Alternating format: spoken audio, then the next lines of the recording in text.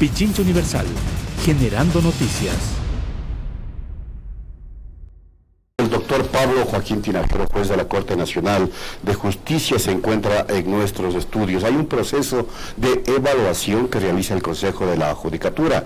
Como ustedes conocen y el país conoce, este 1 de agosto el Consejo de la Judicatura publicó los nombres de los jueces de la Corte Nacional de Justicia que no autorizaron el levantamiento de su sigilo bancario. La entidad dice que ante el requerimiento realizado dentro del proceso de evaluación a los magistrados, 27 de los 36 integrantes de la Corte Nacional de Justicia autorizaron el levantamiento de su sigilo bancario y declararon no estar incursos en las prohibiciones establecidas en el artículo 77 del Código Orgánico de la Función Judicial. O sea, nadie no lo hicieron. Nadie no lo hicieron. Con este antecedente, doctor Tinajero, bienvenido.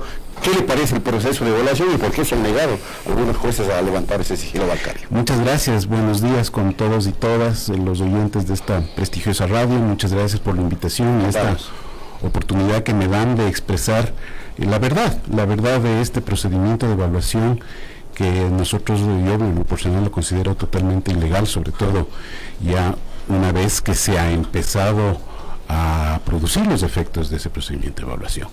Digo esto porque no es cierto que nosotros le neguemos a levantar el sigilo. Nuestras cuentas están abiertas, están a disposición de la autoridad competente, que es Contraloría, desde el primer día de nuestra gestión, y estarán abiertas y permanecerán abiertas hasta cuando salgamos de la Corte Nacional el último día de nuestra gestión. O sea, hay una autorización previa para que esto ocurra. De hecho, no podíamos posicionarnos si es que no presentábamos la declaración. Ustedes seguramente me vieron en los medios de prensa y obviamente también les he traído a ustedes documentación muy interesante respecto al procedimiento de evaluación, pero respecto de este tema puntual, en el caso mío, yo he presentado 3 declaraciones de bienes patrimoniales que son de acuerdo a las épocas que correspondían, es decir, la primera, que fue presentada un día antes o el último día de mi posesión, ya lo vamos a ver, ¿no? La primera es del 22 de enero, es más, 4 días antes de mi posesión, me posesión el 26 de enero del 2015. ¿Ya? Esta es del 22 de enero del 2015, en la que hago constar el patrimonio en esa época. Luego hago una segunda declaración, que es del 8 de mayo del 2017. Consta aquí. Solo tengo en este caso, pero lo podemos ver a través de las... Y la última, en la que hago constar una modificación en el patrimonio, que es la del 30 de enero del 2018, ¿sí? Y bueno, en realidad esta es la penúltima, hay una posterior, en la que hago constar la hipoteca del BIES otorgada a mi favor, y que no sé, no quisiera utilizar términos, pero simplemente no lo dicen. Dicen que mi patrimonio se ha incrementado, pero no dicen que consta una hipoteca. A través de una hipoteca en el BIES. Que el BIES, porque como toda persona, creo que tengo derecho a tener una casa digna, como todos lo tenemos, o es una aspiración. Pero usted es uno de los jueces que no permitió el levantamiento del sigilo, el nuevo levantamiento de eso. Es que no tengo por qué hacerlo, porque esa no es una obligación legal. De hecho, es contradictoria las afirmaciones que hace el Consejo de la Judicatura. Dicen que es voluntario, libre y voluntario, y el documento que ellos mandan, ¿no? Un documento que ellos mandan con el texto, autorizo, dice: libre y voluntariamente autorizo a las instituciones del sector público y aquellas que integran el sistema financiero que se entrega al Consejo a través de su representante legal toda la información a todas las instituciones del sector público. Es decir, ahí pueden pedir mis datos de identidad, de filiación, el registro civil, la historia clínica. O sea, todas las instituciones. No gozo del derecho a guardar reservas respecto de mis datos personales, personalísimos. Es decir, los jueces no tenemos derechos. Los jueces somos personas como cualquier otra y tenemos los mismos derechos que cualquier otro. Ya, en efecto nos fuimos directo a temas del procedimiento, pero el contexto es el más importante, la evaluación de los jueces de la Corte Nacional de Justicia. ¿Cuáles son los ejes, digamos, los ejes más relevantes para que ustedes consideren que esto es ilegal? A ver, nosotros, incluso la señora Presidenta de la Corte, obviamente yo no puedo hablar en nombre de la función judicial, peor de la Corte misma, sino la señora Presidenta, pero la señora Presidenta de la Corte manifestó al inicio de este proceso que nosotros nos sometíamos a un proceso de evaluación, pero jamás, que era más bien un proceso de rendición de cuentas al pueblo ecuatoriano, porque somos responsables y porque no tenemos nada que esconder, pero jamás nos sometimos a un procedimiento de evaluación que implique sanciones y peor aún remoción o destitución. Cualquier figura de esas está prohibido. Yo les he traído y les voy a dejar aquí estas memorias del conversatorio que se hizo hace poco tiempo, el 30 de mayo del 2019 en la Universidad Andina, promovida por nosotros, por la Corte, y la UNDOC, que es de la Oficina del Ataque a la Corrupción de las Naciones Unidas. Vino el señor Jason Reichel, que es experto de independencia judicial de Naciones Unidas. Y él en su conversatorio dice, por ejemplo, que no está dentro de los estándares internacionales ningún procedimiento de evaluación que termine con la remoción o destitución o de forma alguna sanción, porque todos los procedimientos de evaluación son para mejorar, pues, no es para castigar. Los procedimientos para sanción están establecidos en la ley, y para sancionarnos, pues nosotros tenemos que incurrir en algunas de las causales para 107, 108, 109 el Código Orgánico de la Función Judicial, para que esa sanción proceda. Pero en este caso una evaluación jamás puede ser, entonces está distorsionando el proceso, que es de evaluación, de mejoramiento, a un procedimiento sancionatorio para separarnos de la Corte. En eso ya es una distancia bastante grande. Y que 13 notables, de nuevo la palabrita mágica, sean los encargados de esta tarea, ¿cómo ustedes lo ven? Bueno, ahí hay, lamentable que decirlo, hay notables que se han pronunciado respecto a nosotros con términos bien ofensivos, muy duros, que simplemente no los voy a repetir porque no voy a caer en ese nivel, pero que sí reflejan la animadversión que se tiene en nuestra contra, y que obviamente no hay imparcialidad. Hay una total un prejuicio respecto y una total decisión ya tomada. Prácticamente de esos 13 notables, yo me atrevería a decir que hay algunas personas, no es nada personal, y yo soy amigo, tal vez muy bien dicho, conocido de alguno de ellos, en realidad más que a mí conocido por el libre ejercicio profesional y mi ejercicio ahora actual, pero mi respeto personal, pero no se trata de eso. En realidad se trata de que no pueden, en primer lugar, ejercer una atribución que está establecida exclusivamente para el Consejo de la Judicatura. La Constitución prohíbe la creación de comisiones especiales para cualquier efecto, y peor para esto, ¿no? Trasladar las competencias además a personas privadas, personas naturales, externas, que no son funcionarios públicos, que supuestamente tienen que cumplir los mismos requisitos que ponemos nosotros para nuestros cargos, pero sin embargo a ellos no se les ha exigido lo mismo, y por eso es nuestra exigencia. Ellos tienen también entonces que abrir. ¿Por qué tienen miedo de abrir? Yo no tengo miedo de abrir. Es más, señores periodistas, yo en la rueda de prensa lo manifesté respecto a mí. Ya tan es así que conocen, tan es así que mi patrimonio es público, que ya la prensa sacó en las redes esto. Ahí está mi patrimonio, ese es mi patrimonio. La mitad es deuda con el BIS, vuelvo a decirlo.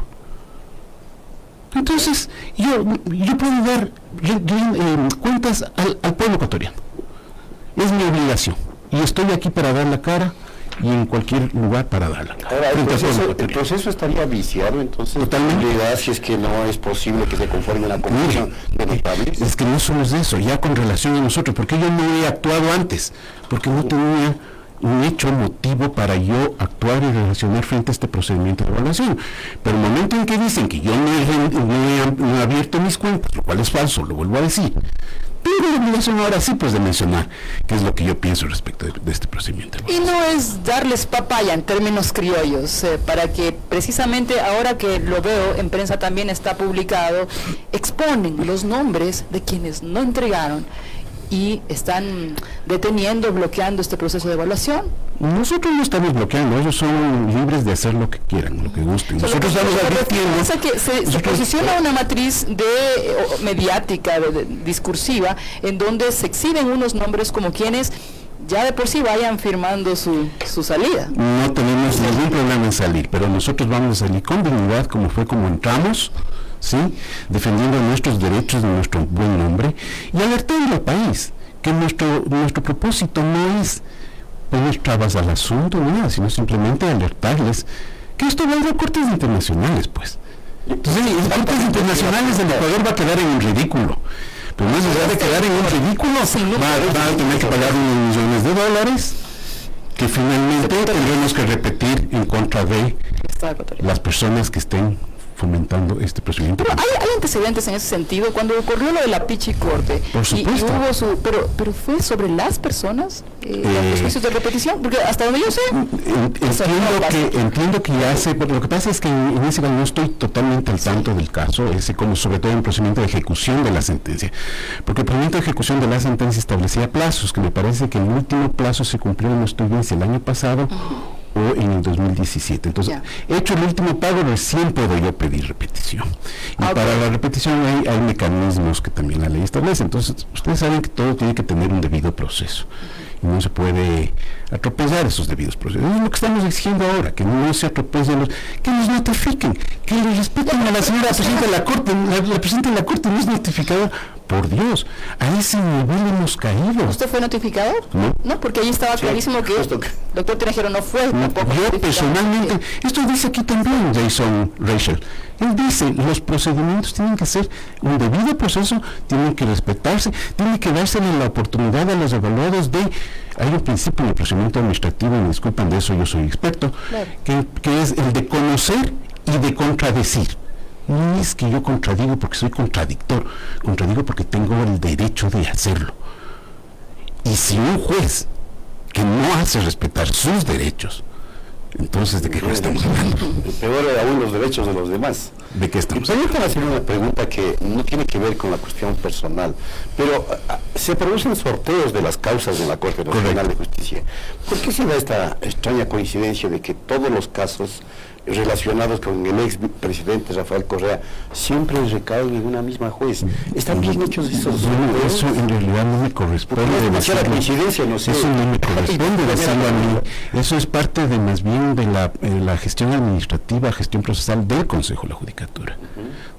No me corresponde realmente decirme. Y eso no es una parte jurisdiccional, le ruego me disculpe, pero no puedo decirle yo una cosa que no me corresponde. Bueno, de todas maneras, quería decir que de pronto alguien absuelve esta Conozco brevemente el tema de los sorteos, se hacen electrónicamente y obviamente hay un sistema, obviamente es un sorteo electrónico, no es un sistema manual que cae siempre en la misma cosa. Pero bueno, realmente no conozco. El resto nos permite dudar, en todo caso. Claro, por eso la pregunta. Y nos permite, y lastimosamente genera suspicacias. En todo caso, retomando el asunto de las notificaciones, solo para cerrar ese tema, ¿los otros jueces sí que recibieron una notificación? ¿Hay allí una discriminación? Tampoco puede pronunciarse. No puedo pronunciar, yo me pronuncio sobre lo mío.